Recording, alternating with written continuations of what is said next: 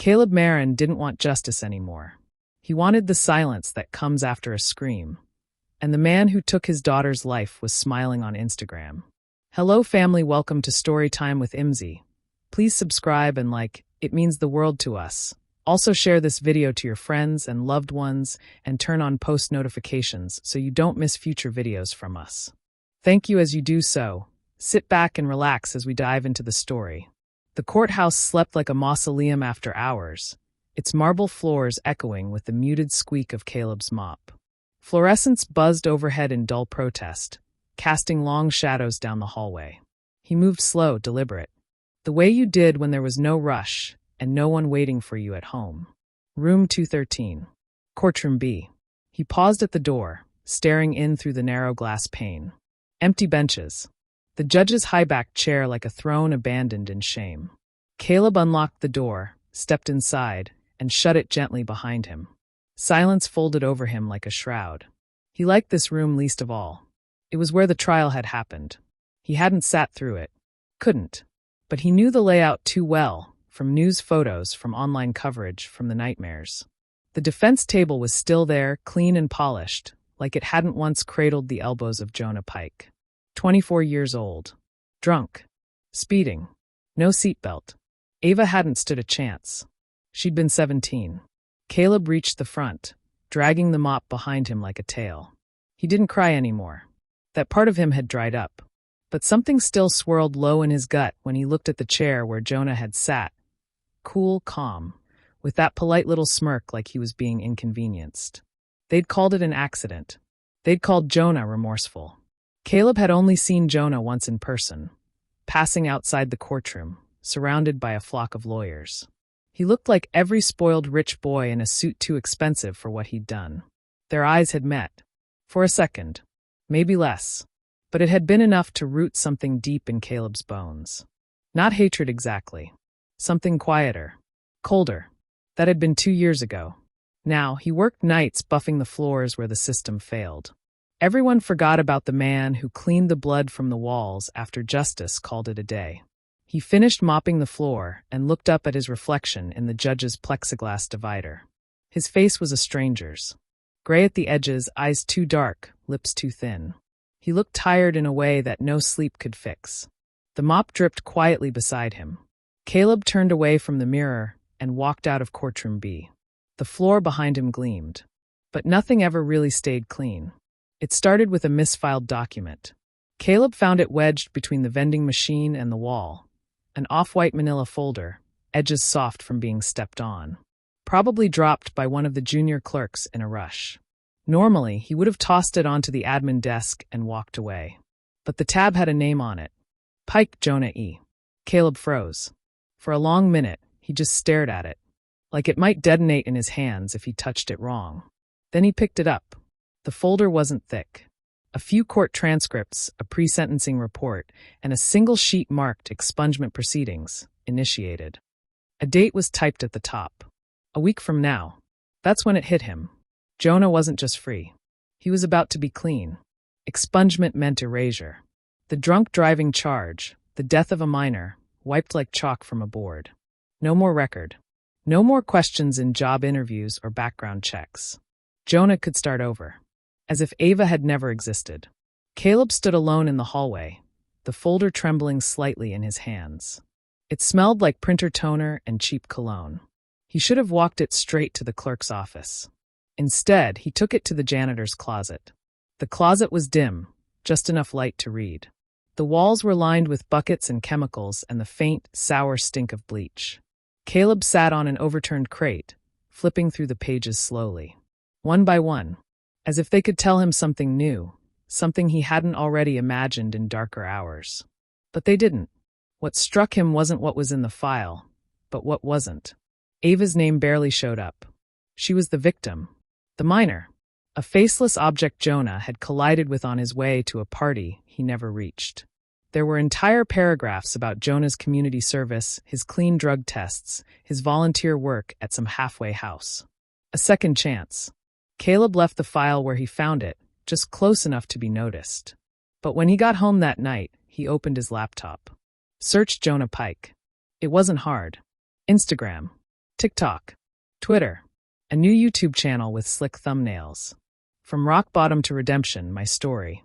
The header was a photo of Jonah smiling on a beach somewhere expensive. His teeth were blinding. The video titles were full of words like growth, forgiveness, new chapters. Caleb stared at the screen for hours, the cursor blinking beside an empty comment box. He wasn't even sure what he wanted to say.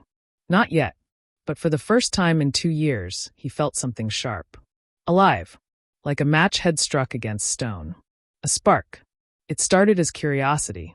That's what Caleb told himself. On a Tuesday night, he parked 2 blocks down from Jonah Pike's apartment complex, a sleek glass and steel monstrosity on the edge of downtown. One of those buildings with fake balconies and imported trees in ceramic pots. He watched from his car, engine off, one hand resting loosely on the steering wheel. Just watching. Nothing more. The first night, Jonah didn't come out. But on Thursday he did. Jogging, earbuds in. Bright shoes, expensive. Caleb followed from a distance, slow and steady in his old Toyota. It wasn't hard. Jonah moved with the invincibility of someone who had never been truly punished. Head up, shoulders square, breath like a metronome. He was still alive. Caleb wasn't sure if that made him angrier or sadder. He started going every few nights. Always at night. Sometimes Jonah left alone. Sometimes with a girl, tall, blonde, laughter like Ava's if he let himself pretend. Once, Caleb saw him pour whiskey into a soda cup before stepping into an Uber. That nearly made him get out of the car. But he didn't. Not yet. He created a burner account on Instagram. At @grit__teeth. No followers, no posts. Just something to watch through. He started commenting on Jonah's videos, nothing threatening, just cold truths. Funny how easy it is to smile when you kill someone and get away with it. Redemption doesn't erase blood.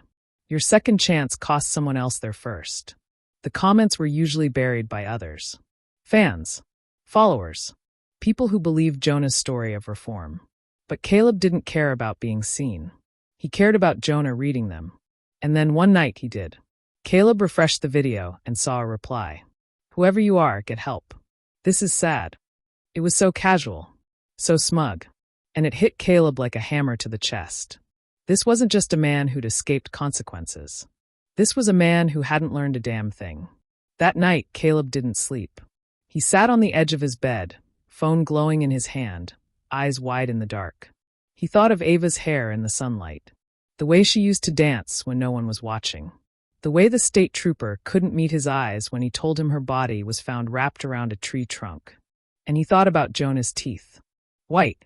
Straight. Perfect. Like glass. Like something you could shatter. Ava's birthday fell on a Wednesday that year. She would have been 19. Caleb spent the morning sitting cross-legged on the floor of the hallway, surrounded by dust-covered photo albums he hadn't opened in years. He didn't flip the pages so much as press his fingers against them, touching moments, trying to summon texture from memory. Ava at age 5, grinning with a mouth full of missing teeth. Ava on her first bike. Ava in her prom dress, cheeks bright, eyes nervous. He didn't cry. He didn't even blink much. By the time the sun went down, Caleb had already laid flowers at her grave. Stargazer lilies, her favorite. The vase tipped once in the wind. He fixed it without a word. Then he went home, poured a drink he didn't need, and opened Jonah Pike's Instagram. There it was. A new post. Jonah, posing on a beach, shirtless, smiling like someone who'd never held grief in his hands. The caption read, "Sometimes the people trying to hurt you are just stuck in the past. Keep moving forward." Caleb stared at it, jaw clenched so hard his molars ached. He scrolled through the comments, fawning oblivious. Hearts. Fire emojis. Someone wrote, "You're such an inspiration." Something inside him peeled open. He logged into the burner. Typed a reply. Deleted it. Typed again. Nothing landed hard enough. Then, without really planning it, Caleb stood, walked to the closet, and opened a small velvet box he hadn't touched in 2 years. Inside was a thin silver bracelet, dented slightly from the crash. Ava's initials etched along the clasp. The police had returned it to him in a plastic bag. He remembered the officer holding it like a cursed object. Caleb turned it over in his palm. An hour later, he was standing in the parking garage of Jonah's apartment complex, hunched beside a Tesla. Jonah's Tesla. He knew the license plate by heart. He popped the passenger door open with a stolen valet fob. Easy surgical. No damage. No mess. He laid the bracelet gently on the seat. Then he left. No note. No fingerprints. Just silence and silver. That night, Jonah didn't post anything. The next night either. When he finally reappeared online, his eyes were different. The smile was smaller. There was no beach. No gym. No hashtags. Just a caption that said, "Watch who you try to bury. They might still be breathing." Caleb read it 6 times. But he didn't feel triumph. He felt nothing. And that scared him more than anything else. Caleb didn't make a plan that night. He didn't need one. The idea had already bloomed and settled weeks ago, quietly like mold in the walls. What began as curiosity, then fixation, had now crystallized into something clean. Sharp. Not rage. Not revenge. Correction. He started researching things he once would have flinched from. Silencers. Homemade suppressors. Thread adapters. The kind of late-night searches that made your hands sweat even when you were alone. He clicked slowly. Carefully. Deleted history. Cleared cache. Burned a sticky note with measurements on it in the sink. He no longer followed Jonah online. Not directly. Instead, he studied his patterns, times, routes, routines. Jonah jogged at the same park every Friday morning, just after sunrise. Low foot traffic. Minimal cameras. No security presence except the occasional border patrol car that never stayed long. Jonah liked that trail. It made him feel grounded, probably. Real. Caleb walked it himself on a Monday. Once forward, once in reverse. Counted exits. Timed the gaps between trees. He could picture the whole thing in grayscale now, like a schematic drawn in grief. Back home, he cleaned the pistol. It was his father's old revolver, tucked in a drawer for decades. He'd kept it locked away after Ava was born, afraid of what it might bring into the house. Now, he was afraid of what it might bring out of him. He placed it on the kitchen table. Sat across from it like a guest at the world's worst dinner party. "Just scare him," he whispered. It was the first time he'd spoken aloud in days. Just one shot. Near his feet. Make him feel something. Make him remember. The revolver didn't answer. But it didn't object either. That night, Caleb wrote a letter. Plain notebook paper. Slanted handwriting. No dramatic metaphors. No poetry. Just truth. He wrote it to Ava's mother, his ex-wife Mara. They hadn't spoken in over a year. He knew it would break her. But he also knew she'd need something to make sense of what came next. He told her he was sorry. That he loved her. That he loved Ava more than life. At the bottom, he scrawled, "The world forgot her. I didn't. Maybe now I can sleep." He folded it. Tucked it beneath her old photo in a shoebox marked Zmaz Lights in the hall closet. The next day was Thursday. One more sleep. Caleb laid in bed that night and watched the ceiling breathe in moonlight. His mind was a still lake, disturbed only by the faint ripple of possibility. He wasn't afraid anymore. Not of what he might do, but of what he might feel after. If it didn't work. Friday came quiet and gray. No rain, no sun. Just the kind of neutral sky that made the world feel stripped of meaning. Caleb rose before the alarm and sat on the edge of the bed, fully dressed. The house was still. His footsteps made no sound. He didn't eat. He didn't drink coffee. He didn't need anything. The revolver lay inside a folded towel in his duffel bag, beneath a thermos, a pair of gloves, and a rolled-up hoodie. Nothing suspicious. Nothing loud. The kind of bag someone might bring to a morning jog, or a fishing trip, or a quiet ending. He arrived at the park at 6:21 a.m.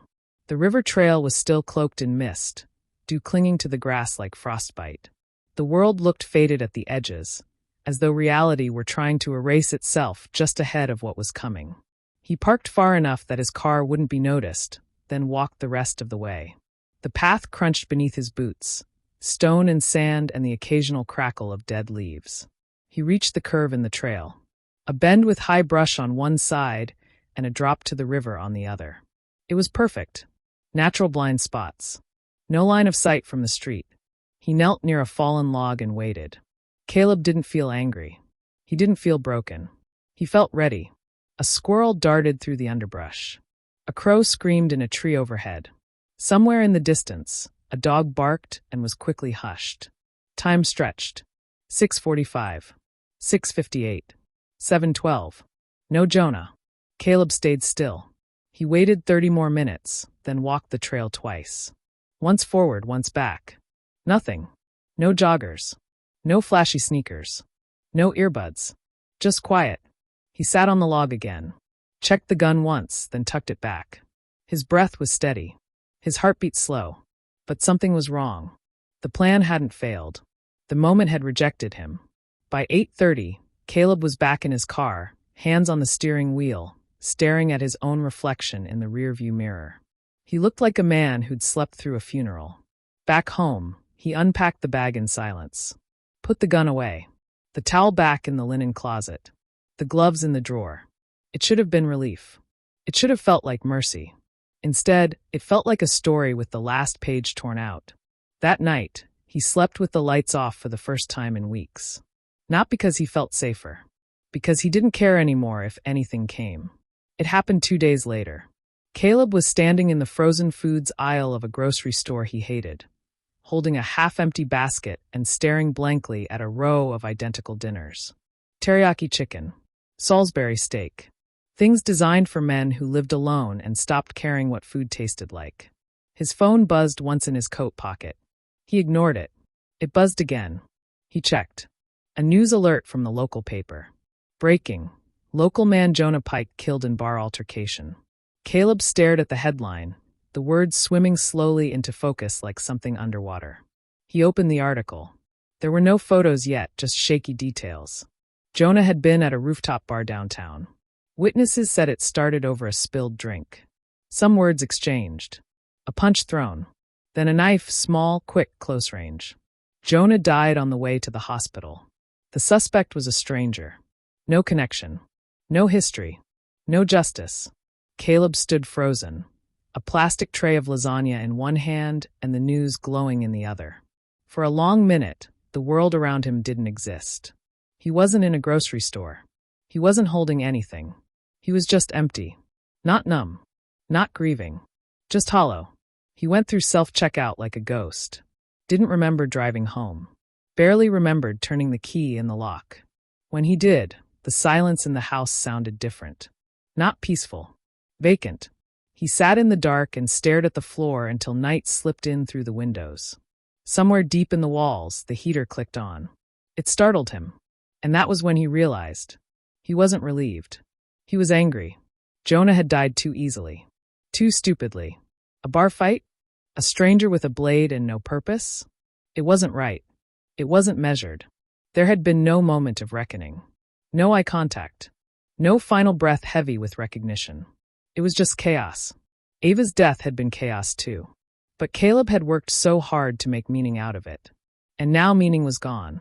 The man he had tracked, studied, hated, was gone and not by his hand. The worst part, he missed him. He missed the focus. The clarity. The feeling of standing on a line he hadn't yet crossed. There was no next step now. No target. Just an empty field where obsession used to live. And still, somewhere inside him, a voice whispered, "It should have been you. You were supposed to finish it." He went to his desk, turned on his laptop, opened a browser, typed in the name of the man arrested for killing Jonah Pike. Hit enter. A new face. A new target. And without hesitation, he began again. It took Caleb less than a day to find him. Nathan Vexler, 29. Arrested for manslaughter in Jonah Pike's death. No priors. A dishwater face, round, unremarkable, like a name tag come to life. Online, there were fragments. A Facebook page last updated in 2019, a few tagged bar photos, a low-resolution mugshot leaked before the court ordered it pulled. Caleb downloaded the image and stared at it. This man hadn't killed out of purpose. He'd killed out of noise. Alcohol. Ego. The kind of chaos that leaves blood on the floor but nothing behind it. Caleb saw it immediately. There was no message in the act. No direction. No pain behind the eyes. Just accident. Again. It wasn't fair. It wasn't his. The news kept replaying footage of Jonah's funeral. Closed casket. Lots of white roses. Some influencer types gave teary statements to camera crews about how far he'd come. Caleb watched, jaw locked, fingers digging into the arms of his chair. He turned the volume down and opened a new browser tab. Searched. How to build an untraceable weapon. No hesitation now. Not even a flicker of doubt. This wasn't justice anymore. He knew that. But the word didn't matter.